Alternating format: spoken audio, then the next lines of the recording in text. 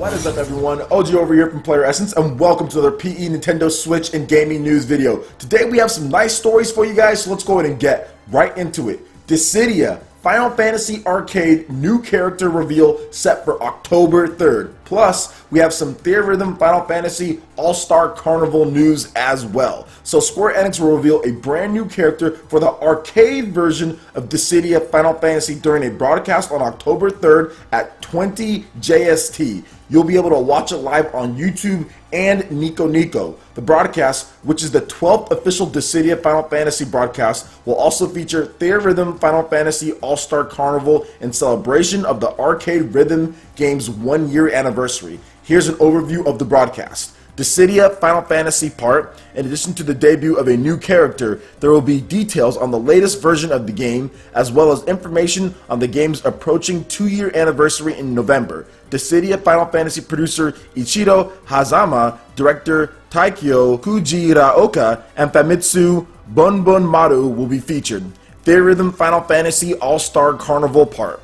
Information on the game's 1-year celebration campaign and future update news. Composer Nobuo Uematsu and Theatrhythm Final Fantasy All-Star Carnival director Masanobu Suzui will also be featured as well. So this is actually a really big thing for Final Fantasy that they have going on here. Now, we all know that Dissida Final Fantasy NT is coming to the PlayStation 4 in early 2018. I think January, if I'm not correct on that one. So yeah, this is going to be pretty hype because what they do first is that they test out the characters in the arcade and then they bring them over to the console. That's what a lot of the Japanese developers have done quite a bit before, and even a game like Blade Strangers, which is coming to the PlayStation 4 and also to the Nintendo Switch, that game actually had some arcade tests going down in Japan for the Tokyo Game Show, so they're testing it out, make sure everything's okay, then they bring it over later. Now with Dissida, that game was well in the arcades first before it came over to the PlayStation 4, so this new character is probably going to be coming over to the PlayStation 4 as well. It might not make launch, but they are getting the arcade test now, so maybe it does make it at launch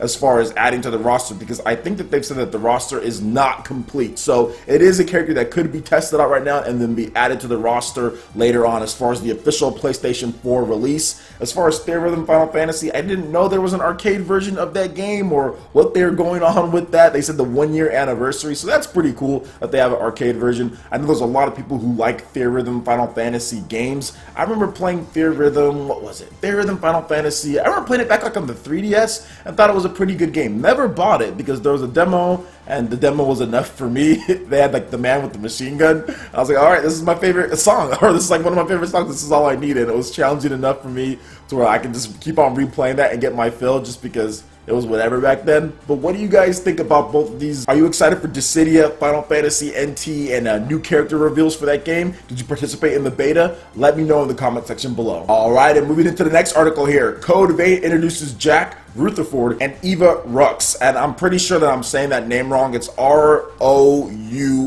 and I'm not sure how to pronounce it. So yeah, those two characters. So two characters introduced. The latest issue of Weekly Famitsu has new details on 2 new partner characters in Code Vein. Partner characters can fight alongside the protagonist in battle. So we have Jack Rutherford, voiced by Junichi Suwabe, and he is a revenant with a nickname Revenant Hunter, feared by enemies and allies alike. What is his connection to the protagonist? And then we also have Eva, which is voiced by Sanori Hayama, and she is a female revenant indebted to Jack for saving her life. She and the protagonist have conflicting viewpoints, but you'll fight alongside her. Now, Code Vein is due out for the PlayStation 4, Xbox One, and PC worldwide in early 2018. So they've been adding in some brand new characters to the mix when it comes to Code Vein. They have a pretty in-depth character creation system as well, to where you can use as the main character in the game. And what we've seen so far with this game is that it's less of like an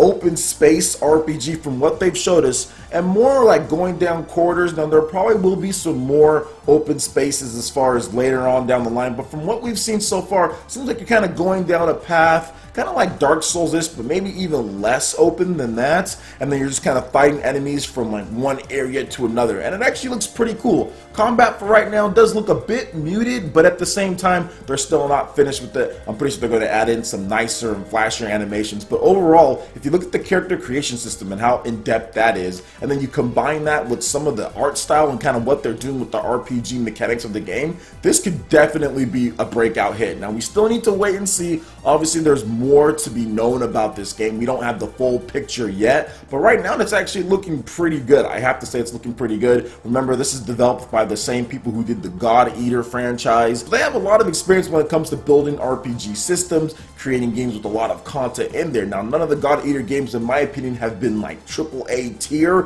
for like quality terms, but at the same time, this could be the game that really breaks out as far as what they do. So I'm interested in it, and obviously we still need to wait and see. People have been talking about, oh, I wish there was a Switch release, Switch release, Switch release. Why didn't they announce anything at that Tokyo Game Show? I would tell you guys to probably be patient on that one, guys. I'm not saying that there's 100% going to be one as far as Code Vein, but we still know any game pretty much built with Unreal Engine 4 from a Japanese developer, I would say wait before you say that it's not coming or whatever the case is, just because we got that news a while back that there was 20 Unreal Engine 4 games from Japanese developers, 20 plus Unreal Engine 4 games that were currently in development. So we've only found out about maybe 6 or 7 of those at this point. So any game that is developed with Unreal Engine 4, I would just say hold on before you say that it's not coming, because like I said, the Epic Japan dude did say 20 plus games, and that was months ago. But either way, I'm going to be playing this game. I'm going to be picking it up because it looks really cool. So regardless of the platform, I'm going to be picking it up. So let me know what you guys think about this game in the comment section below. Are you excited for Code Vein? Looking forward to the 2018 release as far as these new characters. What do you think about that as well? Let me know in the comment section below. Alright guys, and we have a little bit of a spoiler alert, okay? So if you do not want to be spoiled when it comes to Fire Emblem Warriors and the potential characters coming to the game, I would say you've had your warning at this point. But if I were you, I would just watch it anyway, because who cares if you know about a character or two that's coming to Fire Emblem Warriors. The more characters, the better, especially because people were complaining about the amount of characters anyway. So let's go ahead and get right into this. So the current Fire Emblem Warriors roster, including previously unseen characters, have been revealed. Now, Fire Emblem Warriors officially launches in Japan on Thursday. However, some players are managing to get their hands on the game early. Because of that, information is being revealed early, including new characters. The tricky thing here is that we're still learning who is playable and who is just an NPC. But as things currently stand, the Fire Emblem Warriors roster can be found below. So far they go over how many different weapons first that characters have. So S would equal sword. So sword characters, we have 14. Axe characters, we have 3. Lance or Naginata characters, we have 4. Bow / Yumi characters, we have 4. Tomb, we have 7, but 4 if you exclude villains. And then lastly, we have 1 Dragonstone character. Obviously, that is Tiki.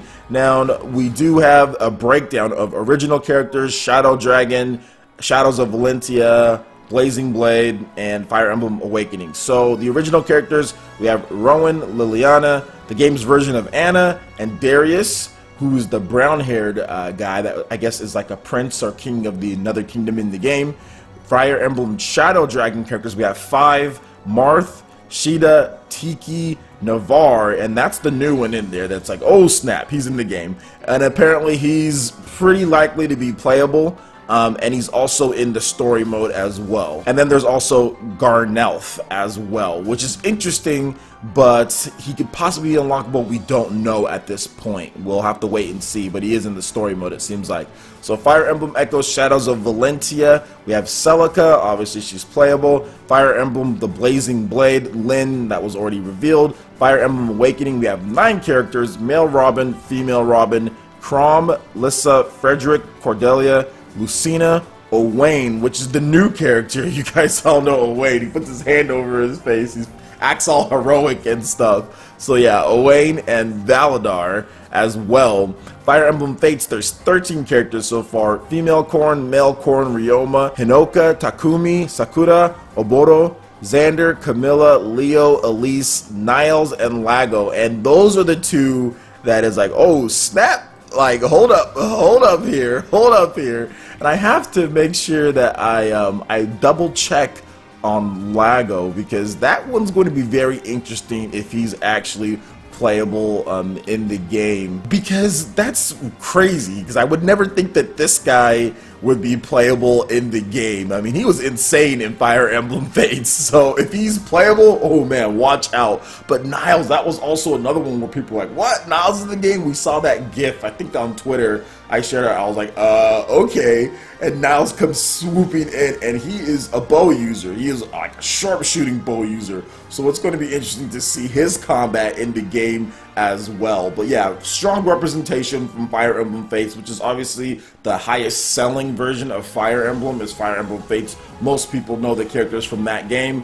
And then Fire Emblem Awakening, obviously it's the second place there. So they kind of just went down by popularity there. As you can see, they have one character from the Blazing Blade. So if Lyn is in there from the Blazing Blade, you know that there's going to be DLC characters from there as well. Same thing goes for Fire Emblem Echoes Shadows of Valentia. Celica's in there. I would pretty much say it's 100% happening that Alm will be coming to the game as far as Fire Emblem Echoes Shadows of Valentia. I also think more characters from the Blazing Blade will be coming as well. I think Roy's coming. Roy's obviously coming. I think Ike is coming. It's just a matter of like time when we do get those characters. But yeah, that is the full breakdown so far. But like I said before, nothing is set in stone at this point. We're still figuring out exactly which ones are playable and not, and we should know within the next couple days. Heck, I think probably by the time you guys are watching this video, we might know more about this game than we did beforehand. And like I said, I usually don't like sharing spoilers like this, but it's characters that you're going to be constantly using over and over, and some people are basing purchases on characters, which is the reason why I wanted to talk about it as well, because some people have been complaining about certain characters, and it turns out that some of those characters that you were complaining about are in the game or potentially in there. So I wanted to make sure that I got that information out there. Now we still have to wait till October 20th before we get this game. Japan is getting it this week. We are not. But let me know what you guys think about this right here as far as Fire Emblem Warriors, all the different characters that I went down, any characters that you're hoping for outside of the norm. I, Roy, know about that. Any of the smaller type of characters that you're looking forward to, let me know in the comment section below. Alright, Ninja, that wraps it up for this video here. Go ahead and check out the links in the description below. We've got Facebook, we've got Twitter. Go ahead and give us a like and a follow on our social media. Really helps us spread the content of PlayerEssence across the interwebs in addition to YouTube. Also, make sure you check out our Patreon page. Pledge any tier, you enter to win some awesome prizes each month. In addition to that, we have Discord voice chat and $10 prize eShop terms for Mario Kart 8 Deluxe, Splatoon 2, and more. So support PE Live and PE Arena right here on PlayerEssence. Also, make sure you hit that like button if you did like this video. Lets me know you guys want more content like this going forward in the future. And subscribe to PlayerEssence for the latest Japanese, Nintendo, and RPG gaming news. Thank you so much for watching, and we'll catch you, Ninja, for the next video. Peace.